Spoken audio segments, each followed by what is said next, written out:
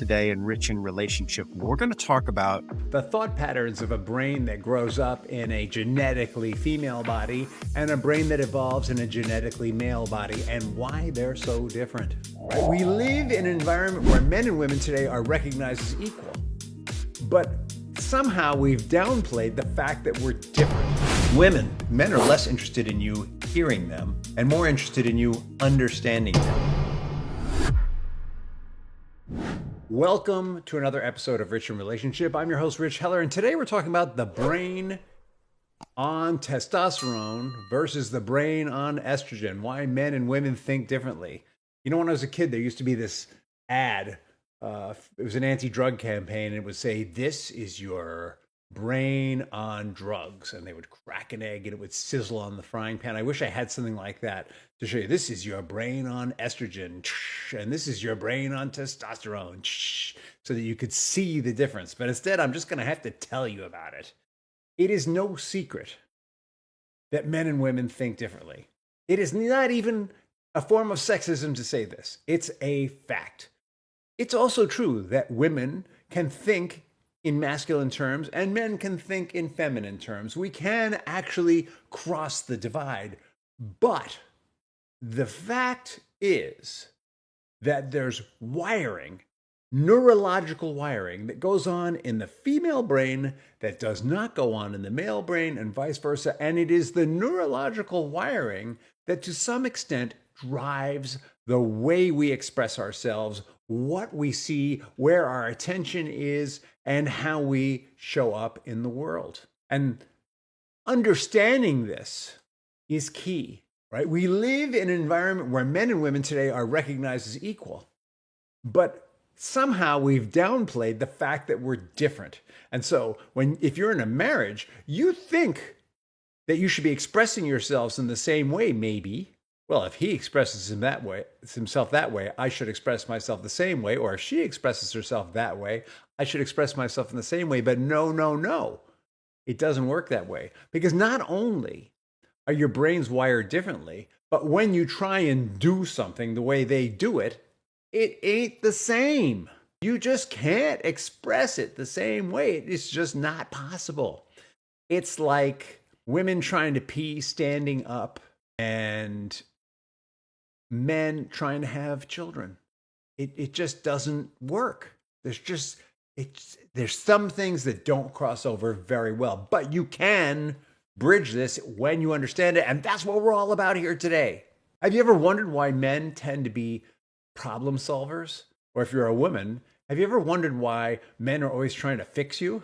Have you ever wondered why women emphasize discussing things and exploring it? Or if you're a guy, have you ever wondered why women never seem to get to the point and just seem to talk about the problem over and over? Have you ever wondered why men compartmentalize emotions while women seem to process them verbally? Or have you ever wondered why men are completely non-emotional and why women seem to be all about feelings? I'm talking appearances here. The answer isn't just cultural, it's neurological. And it's not that women are totally over emotional, and it's not that men are cold and calculating. It has to do with how we express these things. Have you ever wondered why men want sex in order to feel safe and why women need to feel safe in order to have sex? Maybe you haven't even noticed that. It has to do with our brains. So the role of testosterone, or the way that testosterone shapes a brain evolving in that chemistry, is very different than the way estrogen shapes a brain evolving in that chemistry. Testosterone drives focus, it drives competitiveness, it drives task-oriented thinking. Estrogen drives enhanced emotional processing. I'm not talking about being over-emotional. I mean, really understanding, like women are so much more capable of empathy and compassion as a result. Social bonding comes out of that. And multitasking. Right? The multitasking has to do with operating in two lobes at the same time. We'll talk about that more. These hormonal differences shape communication styles. They shape the way we approach differences. They shape the way we problem solve, they shape our emotional needs. And I want to be crystal clear that there are men who have biological men who have more estrogen than other men, and there are biological women who have more testosterone than other women, and that makes a difference.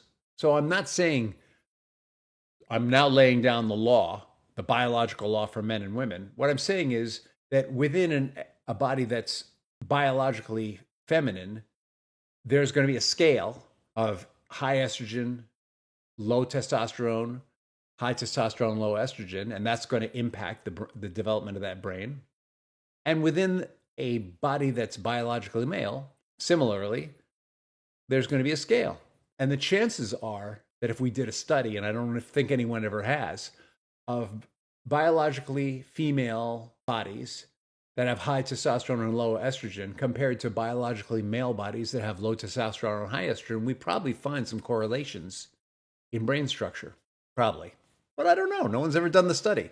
But what I'm saying to you is, I'm talking in broad generalizations here, big brush strokes, and how much you identify with it or don't probably says something about where you are on that scale. So buckle your seatbelts because we're going on a ride.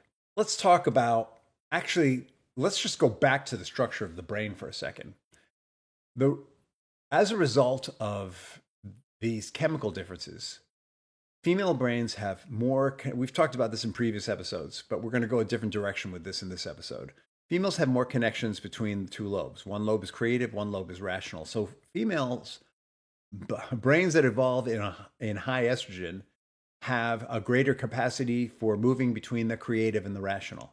And so part of why those brains multitask so much better is they're moving back and forth between the lobes. And they might literally be processing two different things at once in each lobe because there's so much more connection between those lobes. While the brain that evolves in testosterone has less connections between the lobes and tends to hang out on one side or the other more. And that's what drives that linear tendency, right? The greater processing capacity with the connection, the ability to process two things at once also is partly drives in female bodies, high estrogen bodies, greater awareness of emotional environment, greater peripheral vision, more sensitivity to reading body language and micro expressions, because they're moving between those two lobes. Whereas the male brain tends to be more linear and has greater ability to stay on track, get things done, remain focused on, keep their eyes on the prize, etc. It also means that there might be higher levels of aggression. The way that the male body expresses aggression is going to be amped up some, not just by the physical size, but over centuries of men being traditionally the defenders, aggressors. Not that women can't fight, not that women can't jump in, not that women can't be aggressive, but the way that the negative emotions are expressed in the male body is going to have an intensity and a difference than the way it's expressed in the female body. I think what you really want to get here is that's also going to drive differences in communication, right? In the same way that the estrogen-driven brain is more ecological and more aware and builds social connections more and wired more for social connections and nurturing.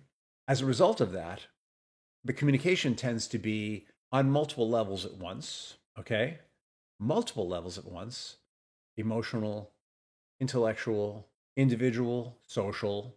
So much more is communicated in feminine communication, woman to woman communication, than woman to man communication, though men can do it if we stretch a little. And get that when men communicate, there can be more present, and it tends to be more about how can we achieve the goal? How can we get there? And less about where are we now? That's probably the best way to put it. So how does this show up? Have you ever felt like your wife wants to talk about things when you just want to move on? Well, there's a reason for this. The reason is that the amygdala, fear response center, is actually more active in men. We have more developed amygdala. So the amygdala recognizes danger and is more reactive. It does, by the way, it doesn't mean that women can't have a hell of a well-developed amygdala. What it means is it's more active in our brains. The fact is that the male brain is 5% larger than the female brain, but the female brain is 10% more efficient. So the difference in size is made up for in actual function. It's kind of like, let me give you an example. Here in America, very recently, we found out that the Chinese were able to create an AI that functions as well as our AI, but they were doing it with a lot less processing power. It's the same idea. The AI that we developed in America had a lot of very high-end chips. The Chinese model had less chips and it was therefore less expensive, but was much more efficient in the way that it used it. That would be a great example of the difference between the male and the female brain. And so, because the amygdala, the fear response, fight, flight, play, dead sensor in men is bigger, it can be more reactive and react with more intensity. The prefrontal cortex, which is what regulates emotion, and the hippocampus, which is memory and emotional recall, are more developed in women. And so that's why when men and women get into a fight, the guys might get very upset and they might come on very strong, and the women battle them with, that's exactly with what you said in 2010 and 2019. You remember when we were at Niagara Falls, da, da, da, and the men don't remember that. And that just pisses them off more. So the development of these two brain centers, in the difference of the development of these two brain centers, tends to hype up the fight. As men feel more and more behind the eight ball, they might get more aggressive. As women become more impacted by the aggression of the men, they're going to jump into their strengths, which is memory and emotional management. They're managing their own emotions and attacking it with evidence. But what's happening under the surface is that because the male amygdala expression is bigger and has more intensity, what's happening under the surface very often is that unconsciously the woman's experiencing fear. She may not express it, or she expresses it by being more argumentative and making her point in 16 different ways. And even if she wins, she loses because she feels that her safety has been compromised. Or even if the guy wins, he loses because his partnership has been destroyed by his amygdala.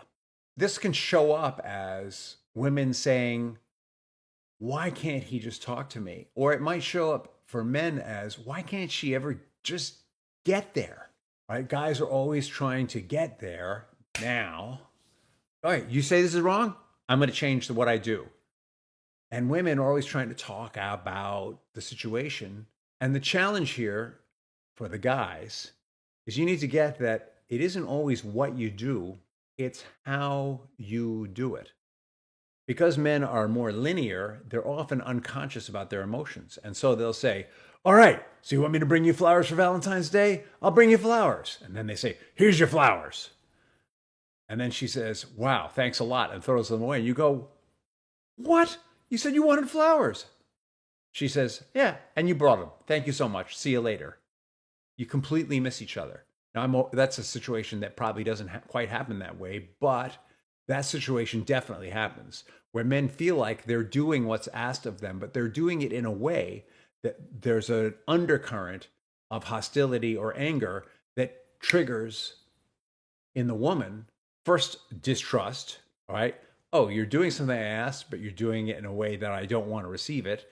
And second, a lack of safety that goes with that distrust. And the more distrust and safety that woman experiences, the less connection there's going to be. And then the man, all right, here's the other side of it. When men get pissed off and they get to the other side, they try to get to the other side, they say, oh, look, baby, I'm really tense. Let's be intimate. And the last thing in the world that the woman wants in that situation is to be intimate because she's totally shut down emotionally. So now I hope you're getting a picture of how men and women are missing each other. Okay, so women have learned from men. We talked about this in the last episode. Women have learned to be very direct. Women have learned to be very linear. Women have learned to use aggression. We talked about different archetypes in the last episode, or behavioral models that women have used to adapt to a society that's been male dominated for a couple of thousand years. Men And what that means, by the way, is that women understand men unconsciously, at least, if they don't get it consciously. Men have been far less successful in understanding women because we've had it easy. You guys, you've had it easy. You get your way societally all the time, right? Men are still on top, even though women, I believe, now receive equal pay for the same jobs for the most part. Even though many women are out earning men, the structure of society still favors men in very many ways. So, guys, your challenge here is to start to develop your feminine qualities without emasculating yourself. And we've done whole episodes on this, right? There is an art to embracing your feminine side and still be a guy. I'm not talking about a guy, but still without selling out your masculinity. So, guys, first of all, you need to get that men and women both have masculine and feminine inside of them. We both have estrogen and testosterone, by the way. And as we evolve in life, it is not beneficial for a man to not have estrogen, and it is not beneficial for a woman to not have testosterone. In fact, our health is centered around having both of these chemicals in our bodies. Just men tend to have more testosterone and less estrogen, and vice versa for women. But we have it in us, and we have those qualities. We also had mothers. Women had fathers. So we had models for masculinity and femininity, and intuitively, unconsciously, we grasp feminine principles. We just haven't bothered to articulate them to ourselves. So I am now articulating them for you. When there is a fight between men and women, this is what needs to happen in order for there to be connection. The first thing that needs to happen is both parties need to take responsibility for their emotions. And what I mean by that is the societal tendency is blame. It's just what we do. Any president you've ever heard, with maybe one exception, and he wasn't considered a very strong president, lives in blame. It's 9 times out of 10 somebody else's fault. The way we say things, we all tend to say things like, "You're making me so mad. You make me so happy. You're making me hot for you. You're making me," right? That is actually a blame structure. It could be a positive blame structure. You're making me hot for you. You make me love you so much. It could be positive, but it's still, what it's doing is we're giving power to the other person and we're disempowering ourselves. We're not owning our emotions when we do that. We're saying, "You're making me," right? We need to like throw "you're making me" out. All of us need to throw "you're making me" out. And we need to reverse the expression of emotion. And so the reverse is something you see very commonly, I statements. We talk about this all the time. We give you free downloads on the website regarding this. I feel X when Y happens because. All right. So start with I statements. The next is men in particular need to work on committed listening. Committed listening is where we look for one fact and one feeling of what our wives are saying and ask, did we get it? And if we didn't get it, we don't go, "What do you mean I didn't get it?" We go, "Okay, say it to me again. I really want to understand. I really want to hear you." Now, women, when you use committed listening, men are less interested in you hearing them and more interested in you understanding them.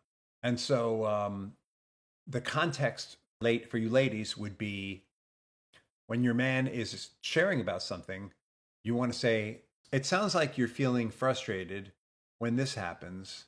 And maybe you want to add, because what you want to accomplish is, right? Really important for guys to feel validated about their linear thinking, where they want to go, right? They want you to understand the intention, because that's really important to them, right? For ladies, it's more important that the emotional base be correct.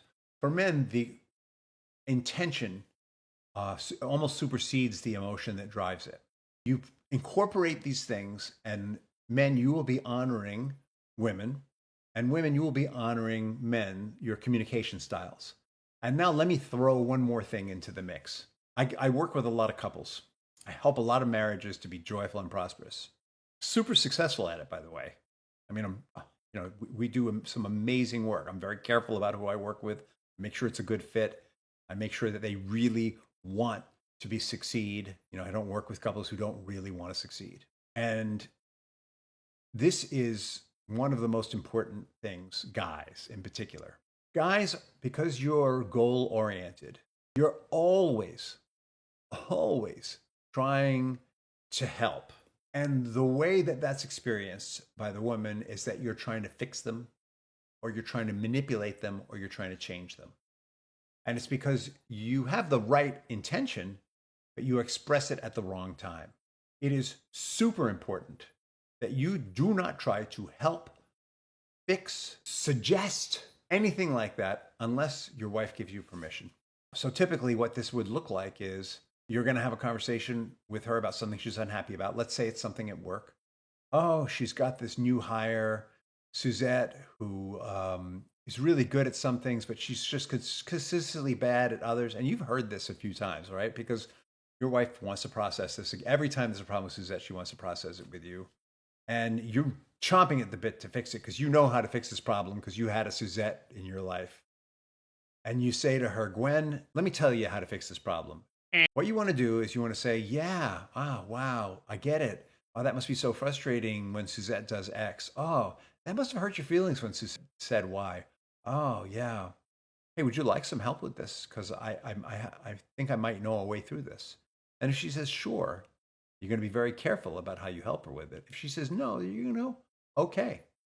And I want you to know the hardest thing for you is going to be to go, okay, and leave it alone. And later on, a day or two later, this is what's going to come up for you, fellas. You're going to go, why didn't she let me help her? Why doesn't she trust me? I know I can help her with this. She never wants to let me help her. You're going to actually feel hurt and rejected. But I want you to get that it's super important that you allow her the space to not be helped. And she might even really want your help and say no to test you to see what you'll do with it. Right? If you come back to her and say, when I tried to help you the other day and you said no, that I can't believe it. You never want me to help you. It's right. Then you failed the test. If you go back to her and say, wow, I was really surprised. I offered you help. And you know what came up for me? I felt hurt and a little angry when you rejected my offer because I felt like I had some really valid answers and I really care about you. And it was, I was looking for an opportunity to express it. Right. So by the way, that was an I statement. And just notice that the because was about me, not about her. So that might be a way you could express it without crossing a boundary. But in today's world, men have been telling women how to live for so long that in today's world, we dare not cross that line anymore. Right? In an equal relationship, you don't tell someone that you have the answer and what to do. You ask them if they want your help. And I will say also, guys, that there are going to be times when you disagree. This is actually true for ladies. There are going to be times when you disagree and you may need to take a unilateral action and you need to respectfully inform your partner you're going to take a unilateral action. But when it's expressed as my way or the highway, that's a death knell for your partnership. Now, ladies, when it comes to your husband, they're talking to you about the situation that's going on. Let's say your husband comes to you and he says, wow, I'm having this problem with Suzette and I'm so pissed off. What he doesn't want you to do is he doesn't want you to go, how are you feeling about that? How do you think Suzette was feeling? What do you think the impact was on the rest of the staff? Unless it's going to help him to get to a solution, right? The difference here is that very often women will share things to process the emotion. Men will share things because they want to get to a solution. And ladies, if you're going to help him to explore the feelings, you're going to let him know first why it will help him get to the solution. Like you might say to him, you know what, I had a problem with Suzette. You remember my Suzette problem? What really helped me was to understand that the solution was going to impact everyone. Would it be all right with you if we talked about, the way other people felt? You need to explain to him why you're doing what you're doing in a way that he can receive it, in a frame that he can receive it. His linear mind can receive a discussion about emotion if it's in the context of it will help solve the problem. Okay, I feel like that's pretty thorough. I feel like I gave you some great tools. And if you feel like these tools are hard to implement, It's not unusual for me to offer people tools and they go, Rich, that didn't work. And it's because they didn't follow the model that I gave them, or something else was in the way that didn't allow it to work. It sounds really good when I say it on the podcast. Maybe it doesn't seem to work so well in your life. Reach out to me for a call and let's talk about the situation. Go to richinrelationship.com and you schedule a free call. It's my mission is to help people. Once we work through the problem, if you think you need more resources, I'll point you in the right direction. That's my promise to you. And I guess with that, I'm going to wrap this up. So we've been exploring the differences between men and women's brains and how they show up. And I've given you like the base model. In the previous episodes, we illustrated that men can embrace their feminine side, and there are different ways of modifying their behaviors that may appear more feminine, and vice versa. Women can have behaviors, adaptations that appear more masculine, but ultimately the wiring of the brain does not change. I really want you to get this. Ultimately, the wiring of the brain does not change. And you know what? There is one last piece that I want to throw in here before we move on. Part of what this means when men and women are fighting is that because of that enhanced amygdala, when men get upset, they tend to be very emphatic and emotional in their expression. And women have adopted this. In fact, an adaptation in the world, in business, is for women to express their emotion in a masculine way because it's the only thing that men really understand in the business world. They don't get the female expression. So women have learned to wear masculine behaviors in expressing emotion in order to get what they need done in the business world. But in a one-to-one relationship, when a woman does that, it brings out an even more intense reaction in their partner. So in the business world, men often can't go there. There are legal restrictions to their going there. There are rules about how we can express ourselves in the business world. So when a woman expresses herself with, let's call it, a certain level of ferocity or intensity, it's accepted that that's okay because men do that too. But there's a point where they will not cross because it's not professional. There's a point that they will not cross. Or if women cross that threshold, it's viewed as, well, they're just being emotional. Whereas if men cross that threshold, it's seen as misogynistic and abusive, which it is. All right, so what I want you to get is, women, when you come on to your guy like that, he thinks we're equals. So I'm going to come on with my ferocity and intensity also. And guys, I want you to get that when you do that, you break trust with your wife. You break trust because you're physically bigger. You break trust because if you both had a baseball bat and took a shot at each other, you'd probably break a bone in her body and she'd probably just bruise you. Or maybe she'd, depending on what part of your body she'd hit. If you hit the same body, you might break a bone and she might break a bone in you, you might break two in her. You just need to get, that the male body is built for something different than the female body, and that the way we receive physical abuse is different, the way we receive emotional abuse is different. And what you trigger in her is fear on an unconscious level, even if she's not showing it on the surface. And you may experience fear when she expresses herself to you, but it will not be the same.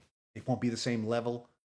The way that we're wired, our brains are wired, and the roles that we've developed over thousands of years, and even in this changing society, these roles still hold, is males are protectors. Women are nurturers. Not that women can't protect and men can't nurture. I want to be really clear. Men are good nurturers when they lean into it, and women can be ferocious protectors. Do not get between a woman and her children. She will kill you. But overall, the expectation of a woman from a man is that he will not turn that side of himself to her. He will reserve that side to defend her and the cubs, not the team, but the kids. And the expectation of the woman is that she will preserve the ecology and a nurturing environment. And when men speak to women with that kind of aggression, it's incredibly destructive. It may feel like you've been given permission because she's talking to you that way, but you don't have permission. I need you to get this. Women, I want you to understand that when your man does that, and you meet him with that intensity, you need to get that you're triggering him, you're provoking him, and that it's really not where you want to be. It's not what you really want. What you really want is actually what he wants, which is a nurturing, vulnerable environment where you can fully expose yourselves to one another, weaknesses and all. And so I want you to get that because of the way your brains are wired and because of the differences that are going in society, we haven't been honoring the way our brains are wired, and we haven't honoring some of our traditional roles, which are actually kind of burnt into us. Yet you do something for 1,000 years, it's burnt into your genes emotionally. There's studies that show that emotions lodge in genetics also. I am not saying that that means that men are better than women. What I'm saying is you need to honor each other's strengths and show up in that way. And men, you need to get that your job, overall job, is protect, provide, and serve, not dominate and subjugate. And women, I haven't thought about this as much, but your job is to maintain the health of the ecology so that that jumping off point, that platform, that foundation nurtures both of you, your relationship, and your children, and anyone who steps into it. And again, men can nurture, and men can be ecological, and women can defend, provide, protect. My mom did an amazing job of providing and protecting us and serving us. It doesn't mean that you can't do those things. I'm just saying this is the basics that we're working with. And when we stretch and grow, we can lean into these other roles. It's actually the amazing thing of humanity. All right, with that, I'm going to say have an amazing day and even better tomorrow. And I look forward to seeing you on the next episode of Rich in Relationship.